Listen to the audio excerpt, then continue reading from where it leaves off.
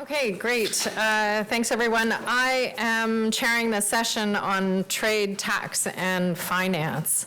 And I agreed to chair this session on the understanding with Roland that I'm something of a multilateral skeptic. And so I said, I'll do this if I can ask hard questions. And he said yes, and so now you all know. And so I'm really pleased to chair this session with Len Seabrook of LSE and from the UK, Jonathan Freed, former senior trade official, and he's had all the jobs, and I won't go over his CV, in the Government of Canada, and also Patrick LeBlanc from Ottawa U. And so it's my view that if this session is run well, we'll all be unhappy. And I say that because the multilateral diehards will say that, you know, we want to save everything. We heard a bit of that this morning. And the skeptics will say that we haven't, we haven't thrown enough furniture out. And so I think that if we leave happy, the alternative is leaving happy, in that case, it will be my view that we've either kind of engaged in this unrealistic utopian fantasy with a magic money tree in the sky, or that the people in this room don't represent enough diversity of thought on the topic. And so it's my hope that we all leave thoroughly dissatisfied. So on that, let's start. Can we have some optimism, though? Oh, optimism's great, just as long as you're left feeling a little upset about it, then I'll be happy. So we'll get started. I'm going to hold you each to 10 minutes, and then I will ask a couple of structured questions, but I want to make sure there's lots of time for engagement with other workshop participants. So we'll start in the following order, beginning with our guest from LSE, Len, and then we will go on to Jonathan, and then Patrick. So the floor is yours, Len. Should I?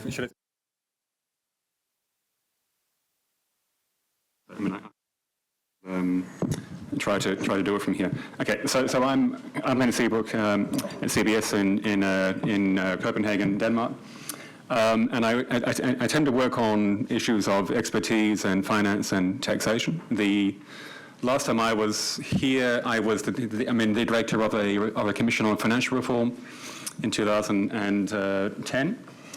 And it was a sort of interesting moment where we were talking through ideas about what should happen post-crisis, and that was really sort of a debate which I think is pretty similar to what we're having now in terms of what can be restructured, what can we afford. And that was an interesting moment for me in that series of commissions and kind of and reports coming out of think tanks and similar, like G30, IIF, and the like were all sort of pointing towards a range of actors who are pointing towards different ideas at the same time. So one thing which I think is sort of interesting about tax and finance as a sort of an area of expertise, which we're looking at in a Navigator project. So I'm working on tax and finance and also working on health, is that you often get these characters who are saying two things at the same time. And the point of doing that is to gatekeep the system and to make sure that some issues and some agendas in terms of reform can't get on the table, which is interesting. When it comes to saving the furniture, I think certainly when it comes to taxation and finance, I would think of them as the white goods. I mean, like the refrigerator and the washing machine. So, I mean, the tax system, of course, is there to make sure that you have enough provisions and resources, and it's the fridge. In terms of laundering and a washing machine kind of system, I mean, the financial system, of course, is there to allocate capital, but of course, the financial system is also used to clean money in various ways. And so, I think that if we're thinking through what can happen on multilateralism and saving the furniture, this sort of idea of trying to make sure that the fridge is fully stocked and protected from the arsonist, and the washing machine is sort of functional and not too dirty and clogged is important. I think I would give you. I'm assuming everyone here is not a political economist and a tax nerd or a finance nerd. So I thought I would give you a few sort of stylized facts from the field from the last 10 years. So one stylized fact in terms of what we say in research is that the US is hegemonic and hypocritical. So on tax policies and financial policies, the U.S. is a hypocrite in the sense of it is under Trump as well, trying to chase tax monies and trying to chase some lost tax monies, not from big tech, but I'll get to big tech a bit later on. While also being part of the regime in a way which is trying to water down the standards which are important, and also having giant pits of money where, like Delaware. So I mean, I think I will say the word Delaware a few times in my presentation, but the point being that the presence of internal tax havens to the US is obviously seen as a sign of hypocrisy. The EU is often seen as the most progressive sort of unit when it comes to tax policy, which is a fusion of the European Commission being very aggressive on some areas of tax and finance, and a very sort of organized transnational group of tax activists who were very active from around 2000 onwards into trying to align their policies with what was happening within the EU space. So that has happened, but has also kind of fractured. So that kind of tax activism, which I think is important on tax issues, has become a kind of generational fight, which is does talk to the earlier point from Pascal about this sort of link between what I would think of as normal kind of interest group class politics and kind of identity politics. All pretty important to think through. The EU is also seen in terms of the literature as also a hypocrite, and the OECD is seen also as hypocritical.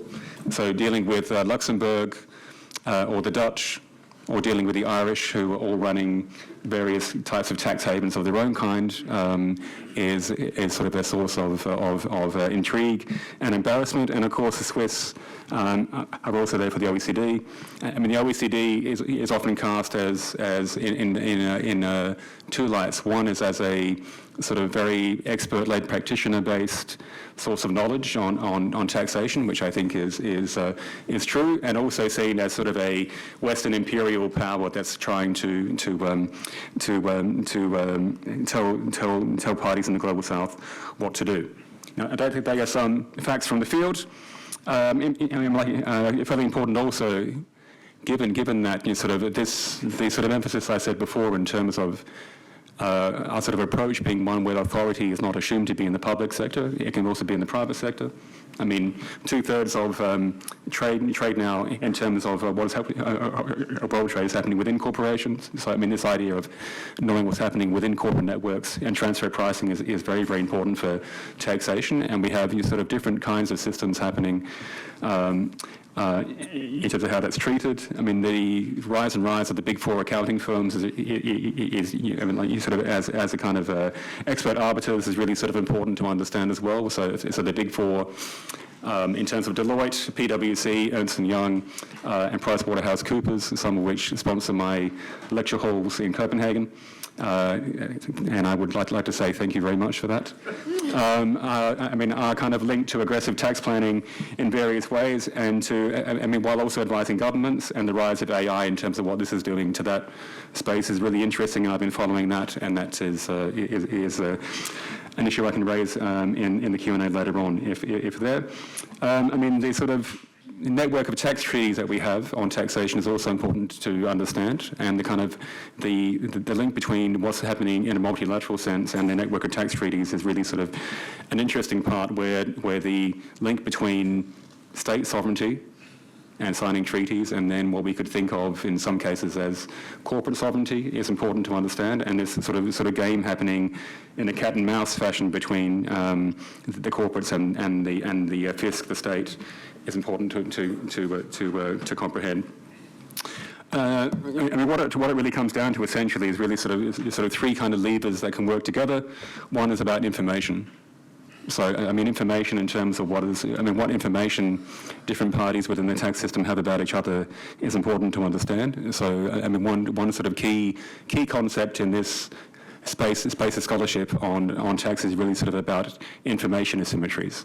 So, I mean, what is understood between the parties and what is opaque information between the parties, and there has been a lot of work in a positive sense in trying to understand, the amount of, the kind of stress and information exchange is really sort of important. The sort of idea of talking about tax havens has been challenged in terms of information. So one important challenge from the activists about 10 years ago was to say we shouldn't be talking about tax havens. Well, the important change from that language about tax havens, it should be about, the sort of important element should be on secrecy.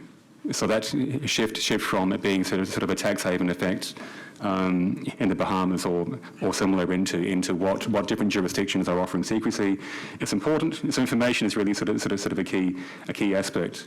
One really worrying aspect, and this is something that I have been thinking about a bit more here. The kind of rise of private equity is interesting in the kind of in the sense of. What we know about these firms and what they're doing is more sort of occluded and more opaque. Information was the first one. Institutions are important to understand in terms of what they're doing. The EU and the OECD and the UN system is all trying to build sort of different frameworks to understand taxation. Some of them, the most advanced one is the OECD, often referred to as Pillar 1 and Pillar 2.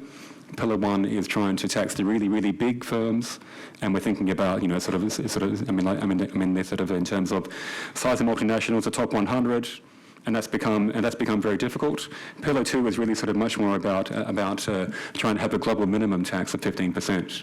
Now, if we're thinking about saving the furniture and saving the fridge and the washing machine, this regime in terms of having sort of a global minimum tax, that tax revolution in a multilateral sense is happening. So this is really good news, I think, actually. The sort of alignment in terms of what's happening here.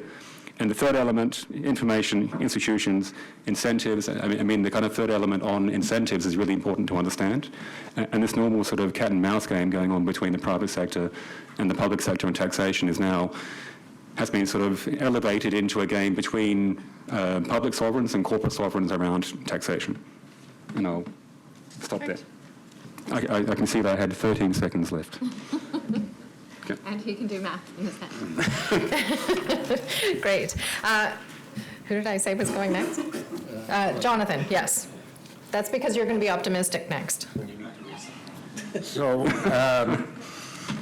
an impossible task to squeeze into 10 minutes or less what's going on with the trade side of things and some initial thoughts on prospects for the furniture.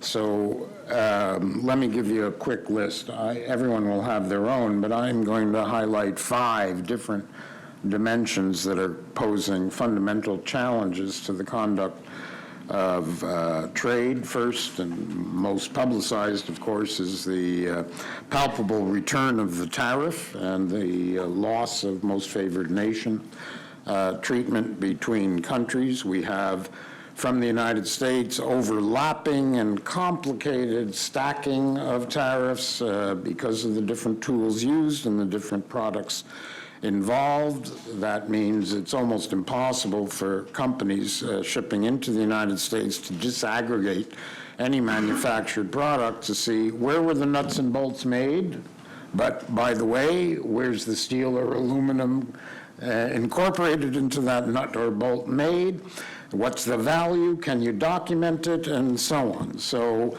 we're seeing, in fact, a great rise in employment, however weak job market figures are otherwise, in compliance officials and in customs officials. But of course that adds cost on top of the cost of tariff for the cost of goods. So even if there's no spike in inflation, the economists will tell you we're seeing a slope inflation that will become more palpable and more visible. In the fall, add to that the elimination of de minimis. Over 90% of all the packages shipped into the United States were de minimis. So we have trade disrupted. Second major current risk is that combination of debt, which we heard about this morning, deficits, which we heard about this morning, what the choice of monetary policy is in response, and the U.S. consciously trying to drive down the dollar without scaring the bond markets too much.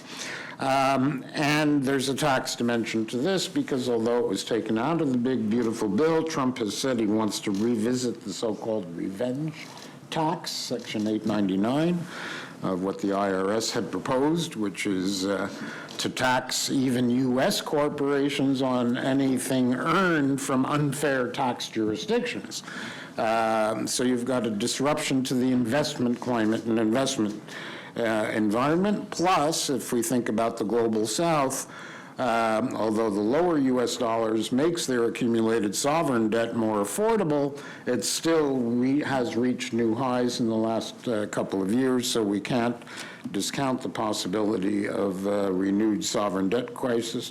Third, with the advent of AI on top of the decade now long digitalization of our economies, everything from bills of lading being electronic through to B2B and B2C electronic commerce. What we've got in the world today is a terrible patchwork of standards and codes and regulation of how digital business is to be conducted. And that means interoperability is not there for conducting business intra or inter-regionally.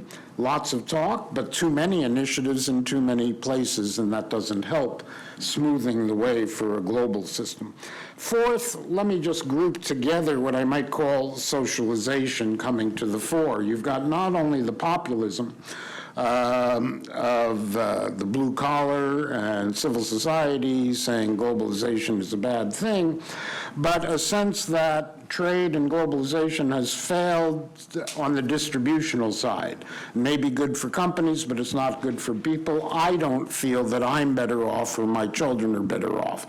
That's not a responsibility of the international system in the post-war architecture. That's for each government to ensure its distributional policies are there, but it's palpable. Add to that the advent of labor rights, environmental concerns, as we see in the European CBAM, and you've got a whole social dimension that governments need to be more responsive to.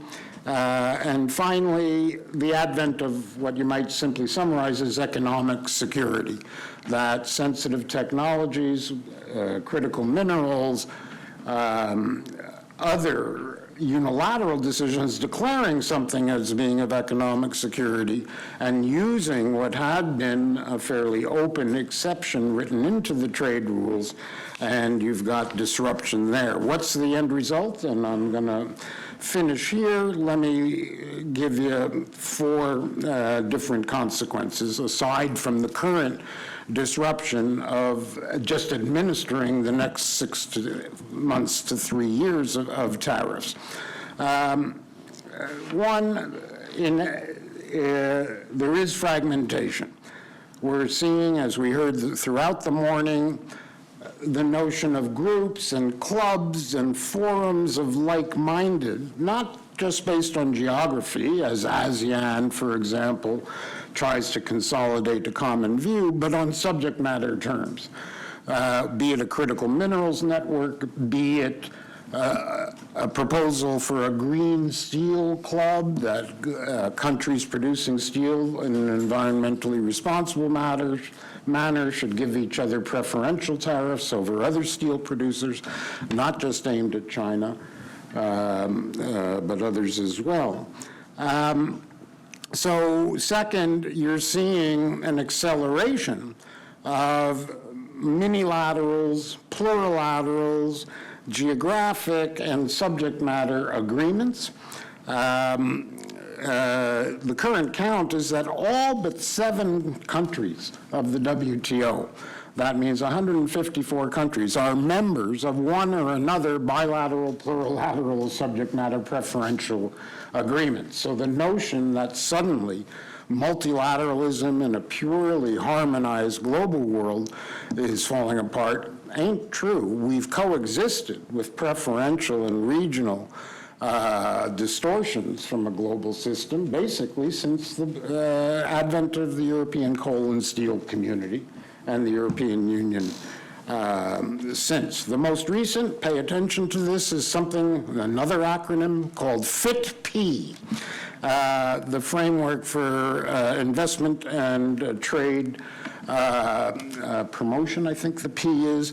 Singapore, New Zealand, 14 countries have agreed and have issued a declaration that they will meet together at ministerial level in the name of promoting more open and cooperative multilateral frameworks.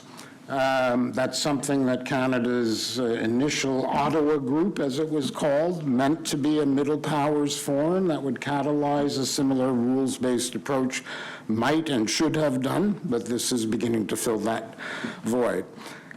Two other consequences. One, what you might call diversification and resilience. Trade has not dropped. Trade is growing.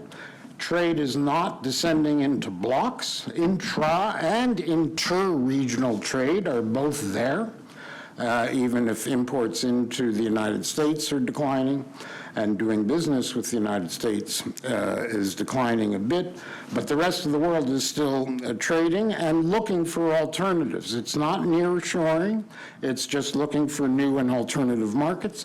And resilience, of course, says if it's going to be so volatile and some other country is going to get cut off, I better have a just-in-case rather than a just-in-time approach to my supply and to my potential customers. So diversification and resilience, both beginning to characterize the vast majority of countries' fresh look and their businesses' fresh look at where the opportunities are. And finally, just to repeat, we're faced with, I think, a very disruptive, competitive patchwork on the digital and now on the AI side. Too many fora, too simplistic an approach that we use digital for shorthand for everything, but it encompasses everything from the radio spectrum to subsea cables to who decides which domains, which actually is private sector because of ICANN, and so on. And there's no single forum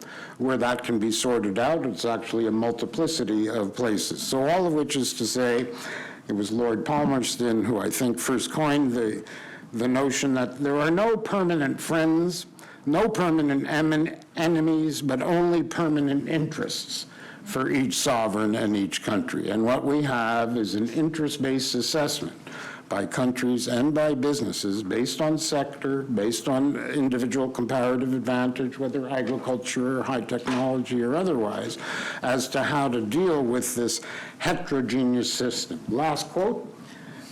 Mike Froman, the former USTR White House advisor, now head of the U.S. Council on Foreign Relations, says, in today's world, countries need to be polyamorous, which means you choose your friends, not as a country, but of your interests. And different relationships for different purposes is perfectly moral and proper in today's world. Let me stop there. Thank you, Jonathan. Okay, you said that you wanted to be more optimistic, and so he has prefaced, so I have a sense maybe he's going to offer us something a bit more optimistic. Go for it. Okay, thank you, Meredith. I'll try. Trying to put my thoughts in some kind of coherent way is very difficult, at least for me, so bear with me, hopefully. I guess, I think, one of my, I guess I have two starting premises. The first one is, we can't count on the U.S. going forward. I think, like this idea that we can deal with the U.S., we can make a deal, we can, review Kuzma and all these things in a way that's going to provide long-term stability. I think by now we should all agree that that's not going to happen. And I think, it was mentioned earlier in the sense that we have dealing with an arsonist government, and that's going to continue. So in a way, we are in a world of what I call the crush powers, the China, Russia, US hegemonies, or hegemonic powers that middle powers like Canada, Norway, and others have to deal with. And there are different ways of dealing with this. Obviously, to use it in a way, the fire metaphor, I was thinking, okay, well, how do you put out a fire?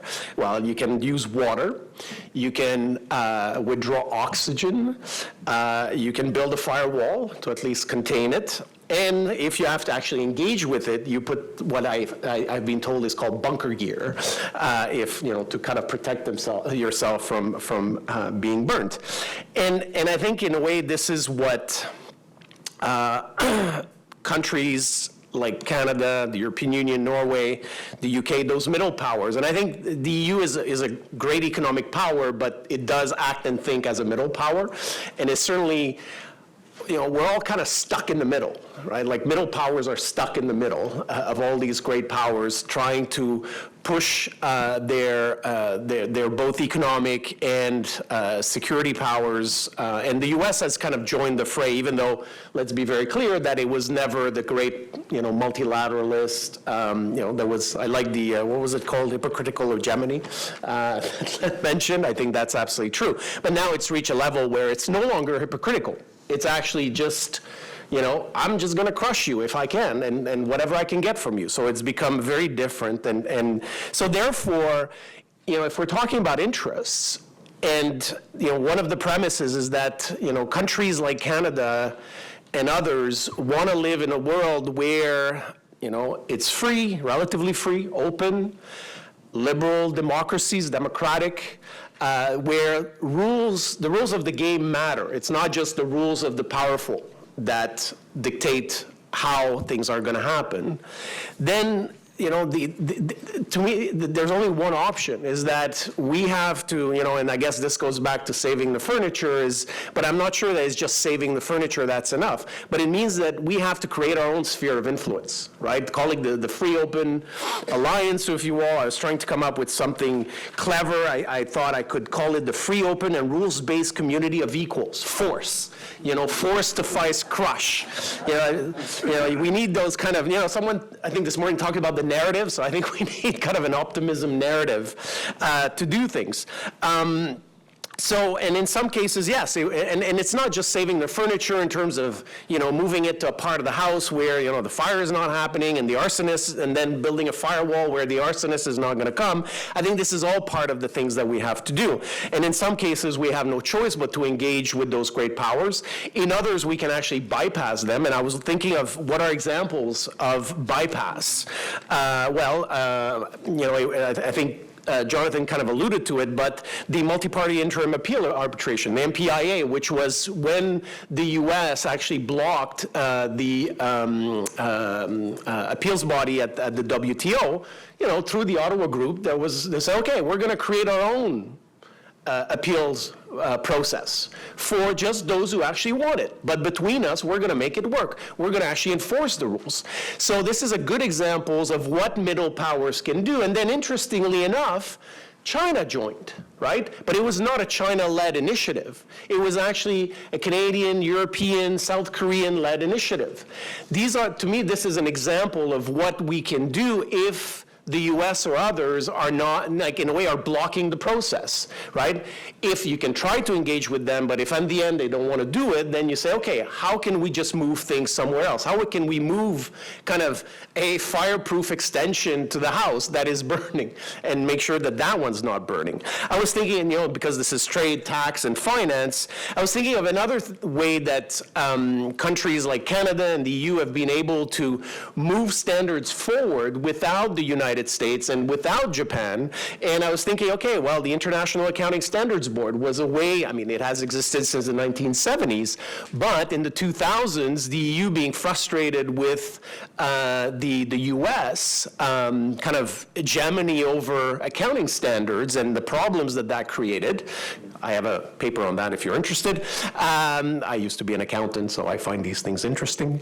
But, you know, the EU putting its weight behind this kind of, in fact, an international private body, managed to rally now a majority of countries, and then including Canada, that decided to move its accounting standards to this international body, you know, instead of following the US. And, you know, the sky did not fall. So in a way, and then followed from that, now the ISB is pushing the International Sustainability Standards Board, which is, you know, I know that ESG is not very fashionable these days, but I think for those who care about climate, you know, some kind of reporting standards are going to be important. So things are happening without the presence of these groups, and then it's often these middle powers who take this leadership and bring it forward, and then if it works and there's enough support for it, then others eventually will join. And it may include the larger powers because they will see a benefit. But in a way, you're not dependent on them being part of it. And I think this is kind of, you know, looking at the furniture, like what can we move somewhere? Maybe some stuff like, you want to burn it, you go ahead, you burn it. But we can also, you know, take some parts and rebuild it somewhere else if we want to, depending on what we think matters. So these are examples where middle powers have been able to act together effectively in terms of maintaining a free, open, rules-based order, if you want, that most middle powers actually benefit from, right? We don't want to be beholden to the larger powers, and we can act without them. We're big enough. I was talking about, you know, what is the GDP of all these countries, and there are many more. It actually represents a significant portion of the world economy. So let's not forget that if together, those countries get together, you know, it's actually, there's a right amount of firepower there, but obviously it requires a lot of coordination and cooperation. Other examples where cooperation can take place, well, again, Jonathan talked about interoperability. Well, a lot of these countries have, you know, free trade agreements between them. But in fact, there's never been really talk of making them interoperable. You know, if Canada has free trade agreements with the EU, Japan, South Korea, Mexico, and you name it, and the EU has free trade agreements with all these countries, well, for businesses that operate in these countries, instead of respecting rules of origin for CETA, for CUSMA, for CPTPP, and all these things, why couldn't they be together and say, hey, you're from one of these countries, we're actually going to let you accumulate your rules of origin so you can trade freely across with other members, right? Instead of having these different rules apply separately.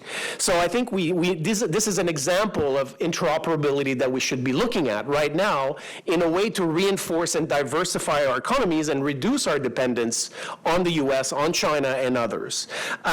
We're talking about, you know, digital. Well, you know, what is to say that those countries, you know, again, maybe I think that's where Canada and others can play a leadership role, creating some kind of single digital trade area where, you know, we flow data freely because we trust each other, we trust our norms. They don't have to be exactly the same, but we protect privacy, we protect the data, and competition and all these things. Because these are values that we actually care about, right? Why can't we do this? And then do it in a way that allows for others to join. If they don't want to join right away because they're not ready, then you help them to join. That's been kind of traditionally the way things have worked. Why can't we use that anymore? And just saying, oh, well, you know, we don't have the money, we don't have this, we don't have the resources. Like, again, obviously one country can't do it all. But if we say, okay, well, the EU, you're going to lead this. Canada, you're going to lead this. And Japan, you're going to lead this. And South Korea, you're going to lead this. But let's all get together and try to do it coherently. I think that's the way we're going to deal with the so-called crush powers. Thank you. Fantastic. Thank you, everybody. So just before we move to a discussion with the whole group, I want to push our panelists a little bit on a few things. So the first round of questions I want to ask about is pushing this idea of true multilateralism versus what we've just heard from Patrick, which is advancing a bit more of a coalition of the willing, and then whoever else wants to join can join, provided that they meet the standards. And so I'll start with you, Patrick. So on this idea of the coalition of the willing, when it comes to trade, when we think about multilateral institutions that are actually largely U.S.-led and have been U.S.-led, what do we do about those if part of the point is to not have U.S.-led organizations moving forward? So the IMF and World Bank, what do we do about those kinds of things? Do we bring them along, or do we say, well, we're going to do our own thing, and if you can comply with us, then you can join too? Well, yes, that's a very good question. First of all, I don't like the term coalition of the willing. It's not just because you're willing. It's like saying, oh, if we only had political power, things would get done. Well, what does that mean to have political power? It's one of my pet peeves. So I think, in a way, looking at, we have interests. We want a rules-based, relatively open world economy and society based on, respect for human rights, democracies. So I think, these are common interests. So maybe we need to call it about coalition of common interests, maybe than just willingness. I think at this point, it's no longer just winning. We have to. Otherwise, we're all going to lose out. Now, in terms of U.S.-led institutions, and you mentioned the IMF and the World Bank, well, again, it depends. As long as the U.S. is playing ball, fine. The day the U.S. decides to not play ball anymore, either it withdraws, fine, then the big question is, okay, can the U.S. be replaced to some extent? And then what would be the role of this institution? If the U.S. decides, like in the WTO, where it doesn't leave, but it tries to prevent the organization from working, then the others really have to ask themselves a question. Why stay there? In a way, why keep doing, is it just because we think the IMF should continue existing? Well, the organizations themselves don't really matter per se. It's what they do, right? So in a way, if the US is just blocking everything because it has this veto power and contributes more, then maybe at some point you just say, okay, well, we need to create something alternative if we think it matters, if we think that we need an organization like the IMF to provide, funding for governments and all that. I mean, and to me, it's a big question. I'm not sure that we need an IMF anymore. What is the IMF doing, really? That is helping. I mean, most of the global South hate the IMF. So in a way, is it really useful in that sense, especially in a context where there are less and less countries that need this kind of financing, right? Or do we need something smaller that does some of what the IMF does in terms of standards, in terms of statistics, because they are good things. I'm not saying that the IMF doesn't matter, but as a body that provides kind of crisis emergency, do we still need it, or should we do something else, especially if the Americans are now just either not contribute or use it to extract even more stuff from these countries? And is that what we want, right? The World Bank, obviously, is a much more important organization, at least in my mind. Not perfect, far from it, but it does play a vital role. But again, if the U.S. is going to block and not prevent the World Bank from working, well, then we have to ask ourselves a question. Do we just let it die and not do anything, or do we try to, in a way, salvage it and move stuff somewhere else? Do we say, okay, well, maybe we recreate something like the World Bank and leave the U.S. aside? Do we keep some portions that we do among ourselves? I don't know. I don't have the answers to that, but I think we can't just sit there and let the U.S. decide for everyone, right? And in some cases, I think we being those kind of middle liberal democratic powers, we need to figure out where we want to invest and what actually matters. And maybe in some cases it won't, or will be much smaller. In others, we'll say, okay, maybe we need to invest in regional banks, development banks, where the U.S. is much less present, and then maybe that's a way to do it. Let's put more efforts in the African Development Bank. I don't know. I'm not an expert on these institutions, but maybe that's a way to do it, right? Instead of saying, okay, well, we're just going to keep the World Bank as a moribund organization. Take some staff, hire them in the regional banks if you want, or move them to some other UN organizations that is not dependent on the U.S., for instance. Anyways, just some ideas out there. Okay. I'm actually going to turn to Len next, because I want to ask you about tax. And in keeping with this theme of multilateral versus coalition of the committed and dedicated and interested. Something like the OECD global minimum tax, the Pillar 1, Pillar 2 stuff, is that a project that we have to continue, or that we should continue to advance multilaterally? Is it something that we should move more to coalition, and how do you see that playing out either way? Brett? Yeah, so I mean, really important questions to raise. I think OECD on taxation is really important. I mean, the IMF on taxation is also really important as well. I have a new book out on the IMF called Making Global Norms. If you go online onto the internet and put in Seabrook and Making Global Norms, it's there, open access. It came out last Thursday, which was also my birthday. I mean, OECD, I think, in terms of what's happening on taxation is multilateral, and it is criticized as not being inclusive. I mean, the contrast would be a UN tax treaty, which is in development at the moment. And I mean, that is interesting because the OECD, in terms of expertise, is stronger. I mean, the link between the OECD and a group called Tax Inspectors Without Borders is quite strong and interesting to follow. The UN system, I mean, that tax treaty, I think, is also progressive, and they can both exist at the same time. But my general thinking would be that on Pillar 1 and Pillar 2, I mean, the Pillar 1 is not advancing very much because, I mean, this idea that you can tax the really, really big multinationals is opposed, and there are some quite big multinationals that make things like the iPhone that are important in that discussion as well. What I think will happen is that it'll be more multilateral, which I think is important to understand, because there's the extent of technocracy here is important to understand on tax issues. So this, I guess we would have, this sort of older forms of transgovernmentalism exist on taxation.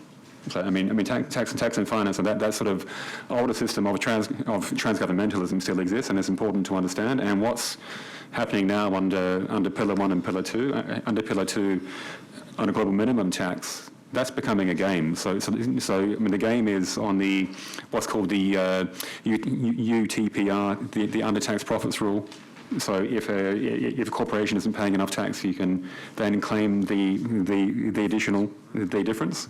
And the new domestic game, which is an acronym which I think is the least sexiest acronym among all the tax acronyms, the QDMTT, the Qualified Domestic Minimum Top-Up Tax. That will become a game among a transgovernmental network to understand what countries can make claims on taxing their own corporations. So that is becoming really important. I think again the US here is exceptional because of Trump and because of Delaware. It's really what I found really interesting. Trump has said it a few times now that he considers a goods and services tax, a VAT, as a tariff. Now, the basic thinking that we've had in the post-war period, and sort of a cornerstone of globalization is that you get rid of your tariffs, and you have a GST or a VAT to make sure you still have income for the state. So this conflation from Trump of a VAT or a GST, is it called VAT or GST here? GST. Having sort of a GST is itself a tariff. That is really sort of interesting, and that will play into these logics in terms of who's willing to align with who. Yeah. Okay, now before Jonathan, you're up next, but I want to get the room thinking a little bit. So after I asked Jonathan a question about saving multilateralism rather than going down the coalition road, I want to ask this room about whether, trying to think pragmatically, should we be thinking about sector-specific initiatives, and is that a way to kind of capture those interests that we're looking for? So I think about things like carbon border adjustment, digital services tax, although we've had a very bruising experience in Canada with that recently. But is that a potential way forward, and does that make sense? And I know there's lots of people in this room that have expertise and have thoughts on those issues. and if you don't, I know that the panel does. So moving to Jonathan. So in planning this discussion, we had a call last week, and he gave me a long list of truly multilateral trade-related organizations that must exist for the interoperability of our economies. And without them, we'll have planes crashing into each other and lots of really bad negative outcomes. Yet these organizations persist, they exist, they're largely non-political, and they're successful. And so I wondered if you could take us through some of your thinking about that and how we think about the continuation of that work without just focusing on the big punching bags of the WTO and some of the other very large multilaterals. Yeah, I referred to a few of them this morning. Let me offer a bit of a typography that, depending on how much drilling down you're doing on the navigating project, you may want to do. First, think about, in a trade and economy context, what's the underpinning, I use the word underlying framework, that actually, on which trade depends. So World Customs Organization is one example, transportation. I mean, what is it that any economy, national or international, needs? They need to be able to transport. They need to be able to finance. So you have the question of payment systems, tax systems, capital transfers, direct foreign investment, portfolio investment, and so on. How's that network doing? Because it goes beyond the bank and the fund to the BIS, to the Basel Committee, and so on. That's a whole universe. And you've got FATF, an informal organization, Financial Action Task Force on Money Laundering. That's global, now that they're incorporating regional clubs as well. Communications. You've got to be able to phone, email, or what have you between seller and customer and shippers in between. That's the International Telecommunications Union on allocation of the radio spectrum. I mentioned ICANN, which defines the internet for us, and so on. Then drill down on a sectoral basis. Let me take agriculture again, because if you are shipping beef around the world, you better be sure that there's no mad cow disease or anything else. Who decides that? Not the WTO, not just your own veterinarian. It used to be called the Organisation Internationale de Epizootique, which they've actually formally changed their name to the World Organization for Animal Health. It's an international group of veterinarians and scientists that define what's mad cow and how pervasive is it and how much of a quarantine do you need. The same is true for plants, because it's the International Plant Protection Convention administered by the FAO in Rome, alongside something called Codex Alimentarius, Latin, which is jointly owned by the WHO and the FAO. That then brings a question of a second part of the matrix, because while the Animal Health Organization is totally independent, member-funded, separate from the UN, as I just mentioned, Codex Alimentarius is in effect a subsidiary UN agency. So if the United States, along with the overspending by the UN itself, is reducing the budget by 20%, and they decide that their priorities are elsewhere, the General Assembly is not going to be literate on plant health, with all respect to diplomats and foreign ministries, then the entire world of agricultural trade is at risk. Same thing on non-agricultural. If you're shipping a boiler or a toaster, you want to make sure electrically it's safe. That's a combination of the ISO, which is not UN, but independent and public-private in many ways, and another group, the International Electrochemical Commission, the IEC, for example. So you need to break down which sectors, ranging from finance to customs, but you also need to break down which are UN at risk as part of that massive family as opposed to independent. And just to give you a sense of what's at stake here, in goods and services, the total trade around the world each and every day is $86 billion. However, the total flow of capital, money, around the world each and every day is $10 trillion. So in effect, you're talking a factor of 100 times greater impact unless you're sure that your financial system is functioning. And if you start gumming up the works on capital flows from remittances through to foreign exchange settlement, through to direct foreign investment in between, then the world's in great trouble. So don't underestimate the importance of that dimension as well. Patrick and I need a separate conversation as the former executive director for Canada at the IMF. It's absolutely essential. It's doing great work. And Trump just this morning apparently endorsed fully the importance of the IMF in helping Milei in Argentina bail himself out. Now, that's history repeating itself because there are geostrategic interests. Argentina's a friend, Venezuela's not. So there are politics involved, but the U.S. is not walking away from the fund. They just appointed a new first deputy managing director. They're totally bought in. So I don't think they're at risk. How's that for short enough? Optimism. Thanks, Jonathan.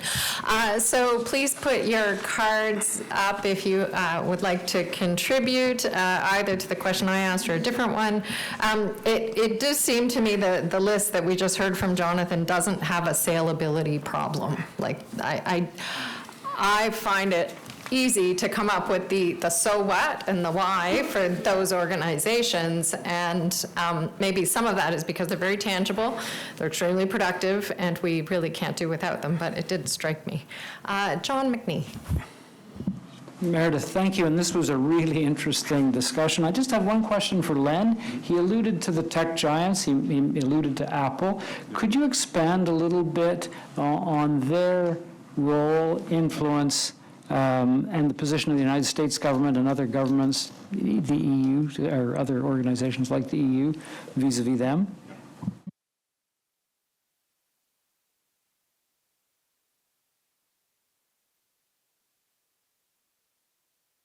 Okay, so that sort of issue of if you can tax Apple and Alphabet and so on, is really sort of an important one. I mean, if I understand correctly, what happened here is that there was a proposal for a digital services tax of 3%. Yeah. And what happened with that? Suspended for the moment. Suspended It for will be now. repealed. Gone, yeah. It will be repealed this session. Yeah, I mean, the sort of EU fight between the EU and Apple has been interesting to follow. I mean, that state aid case. I mean, and the sort of embarrassment to the Irish government of having a huge, massive coffer of tax dollars coming from Apple. I mean, that game is being played out in a way where the alignment between Trump and the tech bros is quite clear. And I think that the sort of general attitude also in Australia is that any challenge to American big tech will lead to some kind of tariff and retaliation from the US. So then, I mean, this issue of, I think this plays in two ways. One is sort of a consumer level in terms of access to these things and to Netflix and similar, which I think is sort of the consumer side. And I think it also plays into the in the kind of alignment between the firms like Palantir, and like a very straightforward sort of idea that the US wants to create dependencies on those technologies. So then I think any threat in a more aggressive on a more aggressive taxation basis to those companies is seen as a threat to the US. thanks. I just said it would be repealed this fall, but we should watch carefully to see if it's actually repealed, because it's still on the books. So it's not being implemented, but we should watch carefully. Okay, we will hear from Daniel and Wolfgang, and then we'll answer those, and then we will come to Anthony and Philippe. So Daniel. Thank you. It's a fascinating discussion. I'm Daniel from Vrije Universiteit Amsterdam. And to respond to your request to think about sector-specific questions, I would have one on the intersection of trade and climate, and more specifically on the carbon border adjustment mechanism, which was repeated by Jonathan in the opening remarks. So you know the EU has implemented a carbon tariff, actually way before that Trump came into power, and I just really hope that it was not the CBAM that inspired him too much. And it's been criticized by many in international forums as a protectionist measures, and most importantly, violating the principle of common but differentiated responsibility, which is a key pillar for the multilateral spirit of UNFCCC. And a week ago, a report from MIT was published, and it argued that the climate club, and specifically a carbon pricing club, would be a good solution for the current paralysis of the international organizations. And basically it would be a free trade among participants and penalizing all others who are outside of this club. So it would be free trade of energy-intense products. And I see many advantages of such club. For example, increased ambition of the participants, or what Patrick was also saying about the alliances of middle powers adding up to great firepower. And I think it's important because it would be also for the US more difficult to hunt down countries individually that is already attacking the CBAM. But I was wondering about the political costs of such measure and how compatible it would be with UNFCCC, and whether you see this as a good solution or a policy instrument. Thank you. Good. We'll take up Wolfgang's, and then we'll come to that. Is there a mic for Wolfgang?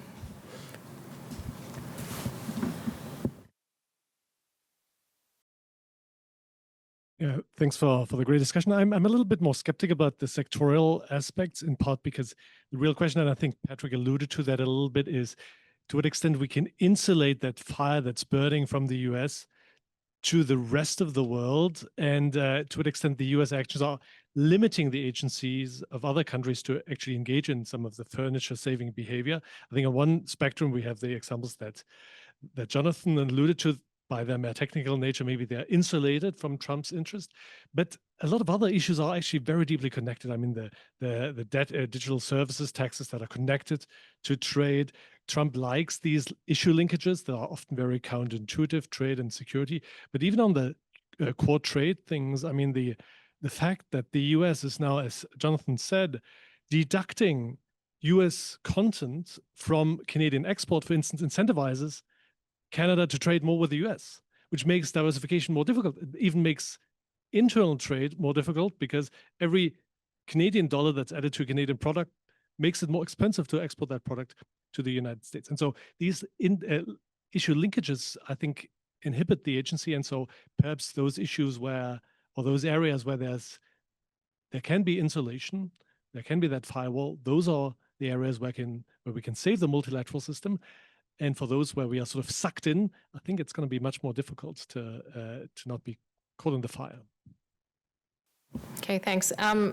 Any panelists want to comment on the CBAM question? Okay. Okay, great.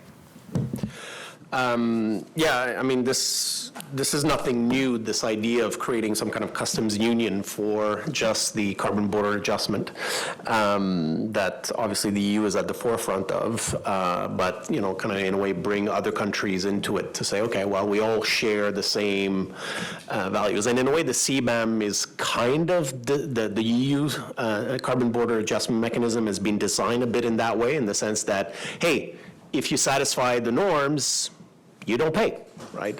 Now, the question is trying to make sure that all other countries do the same thing. So, and maybe the one way, I think this would be an example potentially where, again, middle powers could work together to move forward on the climate file. I mean, that's always been one of the issues as to, okay, you make all these great commitments, but afterwards, how do you actually go forward with them? And trade has been the one way where potentially it could actually work, because it speaks to the dollar, and in this case it's more about the dollars that you lose and the markets that you lose as opposed to the money that you contribute.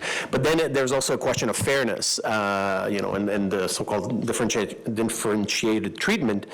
But it could be done in a way to say, okay, well, we won't apply it to countries, especially poorer countries that need to do more or is going to be adapted, as long as they work towards certain goals, right, or in certain sectors to try to make it. So you can create the incentives where it's like, you eventually, yes, you can join the club, or right now you're not being punished by it, but you have to work towards it. So there could be, and obviously then those countries could help with technical assistance and funding to kind of meet some of these targets, especially in say, okay, well, let's start with these sectors or these sectors. So again, building a path towards joining the club in a way, right? It's not just, okay, let's build a club and that's it. It's just if we wait until everyone is able to join or wants to join, then we may never move forward, right? So that, I think that's really, and I think the idea of, kind of jointly doing this makes it much more difficult for, let's say, the U.S. to attack. I mean, they might do it anyways, but that's the other part of the issue, where over time, we again, as these kind of middle powers stuck in the middle, we have to reduce our economic and security dependence on the U.S., on China, and in a way try to reinforce ours together to create this kind of alternative sphere of influence, and then create a path for others who don't want to be stuck in the middle either and have to choose to join, maybe not right away, but eventually, and help them do that. And again, the coordination has to happen. But I think it's an example of what could be done, certainly, and it fits with my idea of like some kind of single digital trade area or something, as opposed to another digital trade partnership or another, digital economy partnership where we endeavor to do something, but we don't really do it in the end. Thank you. We've got 2 fingers from Jonathan. Just very quickly. One, Europe still has its own challenge, independent of any coalition, of designing CBAM in a WTO consistent manner. The underlying principle is like products treated alike, and thus, how does the CBAM at the border relate to the system of taxation domestically on the same grounds? Second, I think Wolfgang's point is dead on. It ain't going to happen because the U.S., for the foreseeable future, will use the levers at its disposal on the products covered, be it cement or steel or whatever order Europe is sequencing, and saying it's a matter of national security that our steel products need access, and we're penalizing your steel products in return. So I think you'd have a tit for tat that would make it, in effect, politically very difficult to pursue this in the near future, frankly. And for Canada, similarly, if we signed on, we're putting at risk Canada-U.S. trade in the same products. Catch Ambassador de Boer, who is a remarkable expert, not only as a former WTO ambassador, but as Canada's former chief climate change negotiator, and have a more extensive chat with the best expert in the room. Okay, more CBAM, 2 fingers. On CBAM, the sort of debate around carbon pricing, or that sort of issue of carbon pricing in ETS systems, as the main mechanism, or finding other ways to achieve climate change, sort of goals by other means, is interesting to think through. One thing that's been going on from the activists who were in the tax activist space and now have moved to the accounting space, because the EU can make a directive on accounting rules without having a vote, is that they're pushing this sort of idea of carbon insolvency, So having sort of a standard to make firms demonstrate that they have a plan on being net zero. So this sort of, this sort of idea that you can create this more kind of under the radar network is actually pretty interesting, and is, the activists are pushing this as well. Yeah. Carbon insolvency. My own two fingers on carbon border adjustment, because I do follow it very closely. And when we think about whether Canada should be going down that same road, it was not lost on me that in the summer, when everyone goes on holiday and isn't paying attention to the news, the EU announced a narrowing of CBAM's application and a higher threshold in terms of what it would apply to. So it seems that they figured out that it would be very regulatorily burdensome and costly for companies to engage in to use a CBAM, even though no one told them that that might happen before they did it. And so now they're trying to find ways to make it less regulatorily burdensome and difficult for companies. Okay, so I have Anthony, Philippe, and Ole Jakob. Yeah, to some extent, my question sort of is a little bit on the same lines as Wolfgang's. For all this attractive picture of the force that's going to stand together and counterpose to the US, if we look at what's actually happening, it really doesn't seem to be going in that direction. On the contrary, every country that I can see is trying to make its accommodation with the US because the US is a very powerful force in trade. And so I guess my question is, how much damage are these deals, quote unquote, doing to the international trading system? We seem to have a kind of bifurcation where effectively countries are, on the one hand, making new trade agreements with each other that are going deeper and to some extent going around the US. At the same time, they're kind of carving out an exception for the US. And I think as I understand it, honestly, I don't follow the tax stuff that closely, but isn't something similar happening in the world of tax? Isn't there a carve-out for the US in Pillar 2, or did that not happen? So how much does this matter for the kind of consistency of the rules-based system? Can we have a kind of double system where we have deepening and, at the same time, more kind of security measures, more subsidies and so on one side, and on the other hand, the carve-outs for the US? Is there enough left of the sort of MFN, WTO system to be worth talking about as part of the furniture that's still there? Fantastic question, which we will park for the moment, but we should come to it. Philippe.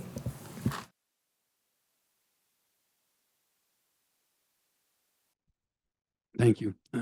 It's a twofold question, and it's based on resilience and Trump in some ways.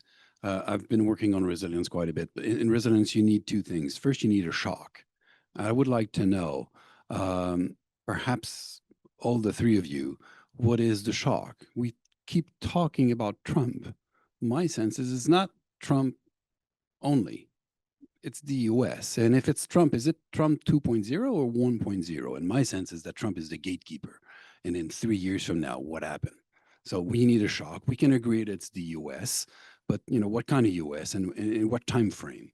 Once you know that there's a shock, there's two ways you can react to this. Either you bounce back or you bounce forward. And the IMF discussion was quite illustrating in some ways. So, Patrick, you would like to bounce forward in a way and redistribute strategies. And perhaps, Jonathan, in some ways, you can extrapolate and say, well, we know we need to keep the core business of IMF because it works nicely. And I would like to hear a little bit about that. What is the shock? And should we bounce back or we should bounce forward, which means renew yourself, transform yourself, not completely, but part of it. And bouncing back is going back to your core business in some ways. Now, maintaining the status quo, transforming yourself. Excellent. Ole Jakob, and then we'll wrap up with the panel. Yeah, a question for all panelists. It's kind of similar to Philippe's, which is how much would your description of the problem differ if Donald Trump was not president of the United States? Because it goes to, well, what are we really talking about? Because there are a lot of issues that are of a structural nature, some of which has to do with the US, also under other administrations. So some reflections on that would be interesting. Excellent. Okay, so we'll start this way and we'll work our way to Jonathan. Patrick. Okay. I love these questions. Okay, I guess I'll start with Anthony's question about the force and the accommodation. I mean, the way, I think there's a question of short-term, long-term, and medium-term in all these things. Obviously, this idea of force to fight back on the crush powers is more of a long-term strategy. It's certainly it's not something that can be done right away. And I think what countries are trying to do is find some kind of balance, right? So the accommodation with the U.S. is, the U.S. can inflict pain. They're weaponizing their access to the market and whatever else they can weaponize, security umbrellas, whatever. So if you're Canada, and other countries, you want to minimize the tariffs impact. If you're in Europe, you want to do that at the same time as try to keep the Americans in for as long as possible, so you can kind of push back on the Russians. And it's similar in other places. So, on the one hand, you want to minimize the short-term damage, the short-term costs, while you're also kind of working towards I guess what Philip calls the bouncing forward, right? On the assumption, and I guess this goes back to Jacob's question about, well, how would it be different if, we still had Biden, Joe Biden as president, or Kamala Harris? I mean, obviously we would be having a very different conversation, that's for sure. Although the tendency is kind of along that line, right?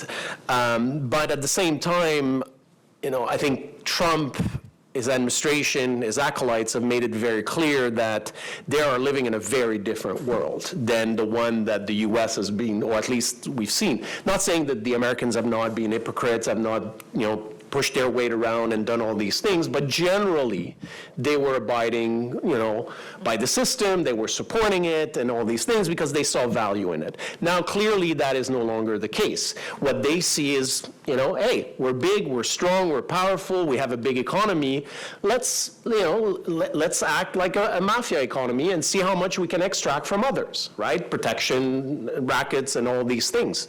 So obviously, when that happens, if you fight back, you're just going to get hurt even more, right? Unless we can all get together, and even if we were trying to get together to fight back, it'd be very difficult because we spent so many decades, being dependent on the Americans for most of us, right? So in a way, it's playing the long game, playing the kind of buying time, running the clock. That's what a lot of this accommodation is doing. What we need to make sure is that in the alternative, at the same time, we're building up to reduce our dependence economically in terms of security on the U.S. and potentially China and others, right? It's like we're beefing up ourselves on all these other things, our internal economies, and then militaries, and we can only do that if we work together.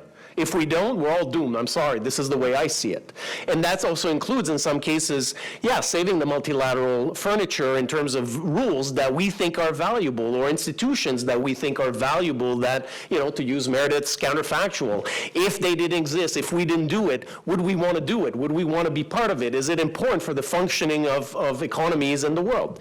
And that's what we have to do. The danger, as Wolfgang alluded to, is the fact that the more we accommodate and the more we make it easy for existing businesses to continue doing with the U.S., the harder it is to push back, to create this buffer in between. And that's really the challenge that we're facing in terms of, in a way, doing both, but at the same time, the pull of the U.S. or the pull of China is going to continue. And so you have to create even stronger incentives, right, and alternatives to do that. And that's really, really the challenge that we are facing. I'll stop here. Okay. Okay. Yeah, thank you. I mean, in terms of the sort of shock, I think in terms of tax and finance, I would still go back to 08, 09. I mean, the GFC in terms of the effect of how that shock back then was really sort of important. European sovereign debt crisis also. That's the sort of interest that we can see playing out in taxation now were sort of formed around 2010, 12, 13. In that period of time where the G8 was quite embracing trying to find ways to find tax money. Was that sort of process? Pillar 1 is ineffective so far. Pillar 2, in terms of exemptions, and what's happened in my understanding is that it's been watered down. So we've gone from a more kind of maximal version of Pillar 2 into a minimal version of Pillar 2, which allows more gaming. That gaming is carrying on and kind of interesting to follow. The private sector here should also be acknowledged. On FATF, for example, and the kind of AML regime, that's quite political. That system, in terms of the professionals who are engaged in that system, are professionalising themselves in the private sector as well. The Big Four are very, very organised on these issues because it's a way to make money. Having things be more complex and more reporting means they had more income, which is sort of great for them. They had been threatened recently in many cases, including the Australian case, but that's really sort of what's going on. Those sort of networks I pointed to before, in terms of a sort of an older technocratic sense of what's happening, I think it's happening in taxation still, and it is sort of very interesting. Trump versus, if we didn't have Trump, is an interesting question. I think that point made before about, Trump's capacity to have issue linkage between issues that were not normally linked together is is sort of a great source of empowerment for them. So that has happened on many issues, I think, and sort of interesting as well. This sort of idea that linking trade and security in a way that have not been linked for some time, for example, is one aspect. Health and security as well. This general framing around security is much.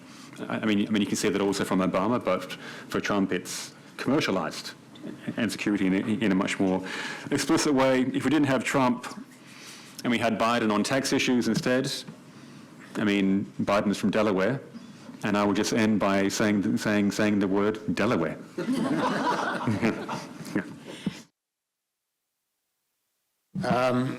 Let me try and respond. I think part of the answer was already given. Faced with a bad situation or a worse situation, the current deal-making is the lesser of two evils, just to keep business going. On the other hand, we've lived with special deals, preferential arrangements, not just informal regional trade agreements or bilateral FTAs, but in sectors. There's a civil aircraft agreement, for example, for those who sign on to anti-subsidies. All the way back to the Tokyo round, we had a dairy code, a textiles code, and so on. So the world has been rife with these non-MFN, non-universal agreements. I think everyone hopes to get to a better place. You tell me, what on earth does the US-EU deal say? They can't even agree on what's been signed and how preferential it is. Same with US-UK and so on. What's interesting, though, take a pause. China has come up much more seldom in this day than I thought it might. China's choice of preferences and extracting tribute is just the use of different tools, with Belt and Road, with subsidies, with the price for doing business or allowing preferences for their business. So the U.S. is not the only bad actor here in an imperfect world. On resilience and redistribution, resilience in part is domestic investment. And make yourself more productive, a particular challenge in Canada. And we share with the EU just how much internal barriers raise the costs that need to be addressed, if you listen to Mario Draghi. But what's interesting, and I did some research, since January, intra-block trade, people tending to turn inward and look at themselves, it's growing in some regions. It's growing within the EU. It's growing within ASEAN. It's growing within Mercosur. But inter-regional trade is holding steady. And it's holding steady even between what would otherwise be seen as a China bloc versus an America bloc and so on. What has slowed down from its peak of 3 years ago, or 2.5 years ago, is nearshoring and friendshoring. If you look at the McKinsey and other studies, you're not seeing much alignment between trade friends and political friends. There's no parallel or relationship between your UN voting pattern and your trade volumes as much as you might have thought. But you are seeing some reconfiguration of these deals. India making accommodation with Russia, much to Trump's chagrin. On the other hand, the EU consciously reducing its robust relationship with China, in part for the United States, in part for its own domestic resilience. So all of which is to say it's a mixed pattern of reconfiguration. On post-Trump, absolutely it survives this administration, whether it's a Republican or a Democrat who succeeds them. The mood is and has been growing for the better part of 2 decades now, protectionist and populist, number one. Number two, what Trump has added to the mix, which can't help but be attractive in light of my brief word about debt and deficit, is the revenue dimension. It's not going to cover the entire deficit in the big, beautiful tax bill, but it's not an insignificant contribution.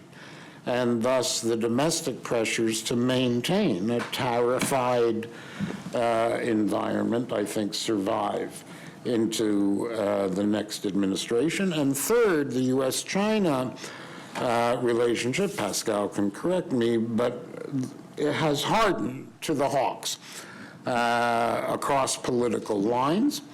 And what that says is the notion of economic security and reducing dependence and doing more at home is itself a further dimension of the protectionist sentiment. And unless you see some radical change from Xi's path of a state-run economy, the U.S. will continue to be resistant to and expect other allies to join them in a barriered world of U.S. and Western China trade. So I think we face this for the long run. What you want, however, is more certainty, predictability, and not the erratic Friday night tweets, or what are they called now when they're on Truth Social instead of X?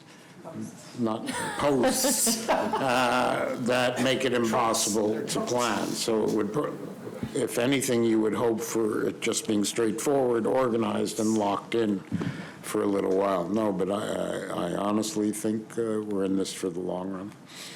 Okay, we have 2 last words to Roland and Stephen de Beer. I am, though, going to excuse Patrick if he needs to go to do what is sacred to university professors, which is teach our courses, and thank him very much.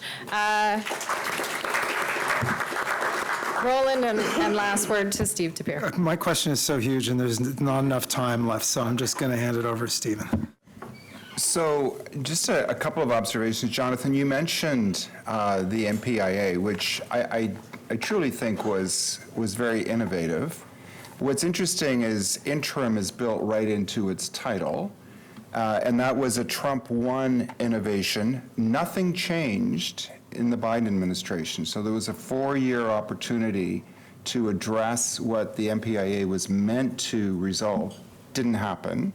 So I think that in itself is instructive. What's also very interesting about the MPIA is you would have thought that all other countries would flock to it. Why not? Because this is meant to resolve the problem. And I think, at least on an interim basis, and I think that suggests 2 things. One is a lot of countries aren't particularly interested, and they were willing to sit on their hands and say, oh dear, it doesn't work, and they don't really want to see a resolution to the problem, or they very naively thought that the Americans were going to fix the problem. And both of those, I think, are problematic outcomes. The other thing I would just throw out there, just to create more chaos, is we we assume that, and I see why we do this, but we assume that a year from now, we might be sitting in a very similar situation where the U.S. is still in this high tariff, retaliatory world, but we can't yet account for all the chaos that might result, or a recession that's coming to the U.S. And so what does that mean? That could mean possibilities for solution or even a more horrible outcome or outcomes next year. How's that for optimism? Well, just to add to the optimism, I'll make one observation that I was going to make at the beginning, but I decided I'd be more optimistic, but now I'll be pessimistic. I would humbly ask whether the moment to save the furniture was 10 years ago, and if we're now maybe in a whole other game. And so to the point that the MPIA was developed in Trump 1.0, and we kind of went, oh, but the rules, and we didn't really act, and we failed to see the urgency over and over and over. We failed to see the urgency with Ukraine. We failed to see the urgency in our situation, and I just hope that we're not the frog that could get boiled. On that optimistic note, Roland, thank you, everyone, and thanks to our panelists for this session.